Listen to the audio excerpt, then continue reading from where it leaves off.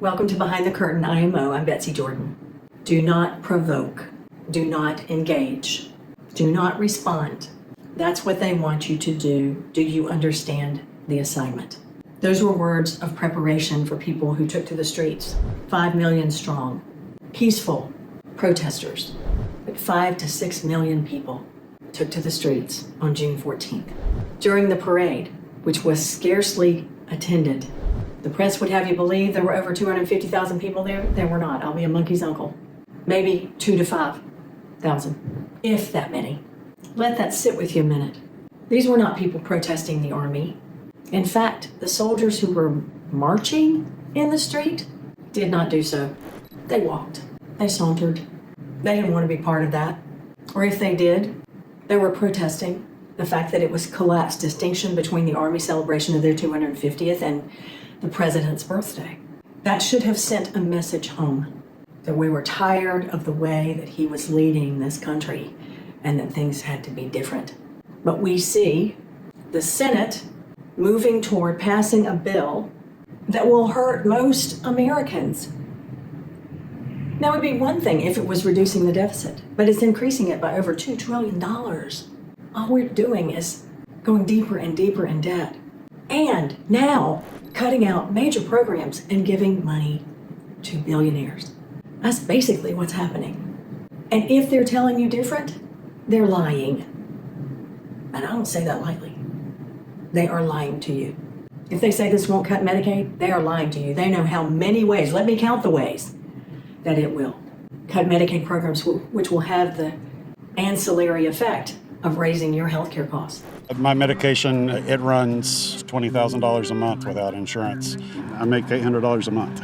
Oh, that will kill me. That would kill my friends. That would kill millions of people in this country.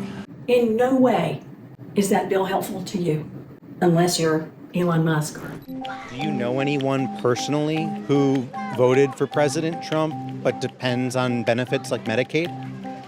Oh yeah.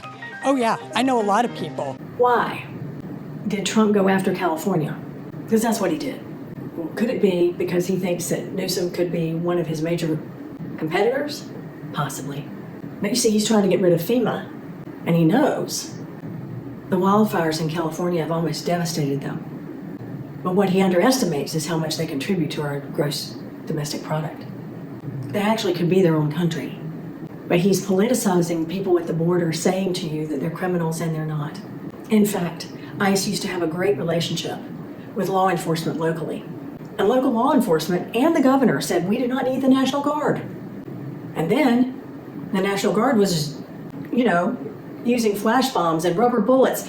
I saw a video where they shot a journalist standing peacefully in the street. The outlet shared footage of Tomasi describing the scene on camera when a rubber bullet appeared to strike her leg near the end of her report. You just shut the fuck up! And they shot her with a rubber bullet. They shot one of the protesters in the head, and she was just holding up a sign. Aren't you here to protect and serve? Aren't you here to protect and serve? You fucking did that, so you fucking take care of it! Our military is trained to be, our Marines, which is who he was sending in there, trained to be a lethal fighting machine. They don't de-escalate things. They end them. And it is completely unconstitutional to call that the militia on an American citizen. If I haven't given you enough reason to speak up and speak out, if I haven't given you enough reason to sit down in your coffee shops or, look out at your back lawn and talk to your neighbors about what's happening in this country, then please let me know in the comments what more I can do to get you to participate, to speak up, to call your senators, to call your representatives, to protest peacefully in the street. We must take our country back. We must send a very strong message, and that strong message is hitting home. It's hitting home. But it's like they break things and then repair them later. And our country is not meant to be that way. Our country is meant to be run for the people. Newsom's problem with the attacks in California have also been about tariffs, because our farmers in California, in the southern part of California and the northern part, have developed relationships with those neighboring countries. And that has hurt the economy. And that ultimately hurts us. The sad thing is that all of this, problems at the border, all of it could have been overcome quite easily with the passing of the bipartisan bill when Biden was in office. Our congressmen and our senators were actually supporting finding a pathway to citizenship for immigrants. Deporting illegal immigrants always has been part of everybody's, first thought. We don't want criminals coming across the border. No one does. And that's why we can have a bipartisan bill. But at the last minute, Trump quashed it because he wanted to make it a campaign issue. And now he's making it an American issue. And it is not doing us any favors.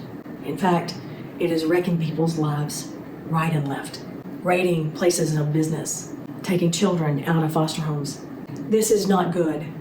It's not a good look. It's not a good attitude. It's anti-American.